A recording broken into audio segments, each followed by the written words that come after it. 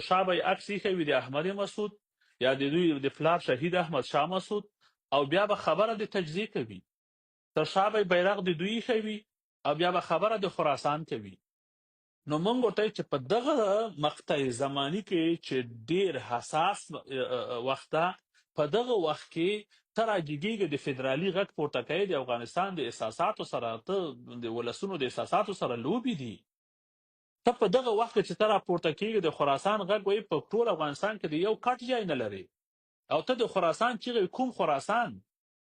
200 کاله مخکې دا خراسان و.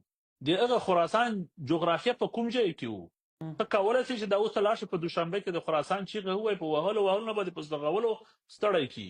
یا په ایران کې یا په ازبکستان او ترکمنستان برخې دي. یا ته دا اوس کولی شې ته لاړ شې په مشهد کې چې ستا د ویزې تمدید ته د سپینې تښتېدلی وي، ویزه دې نه تمدیدېږي، او ته هلته لاړ شې ته د خراسان چیغې. فلهذا افغانان یو، دا زموږ خاوره ده، موږ د دغې خاورې مالکان یو.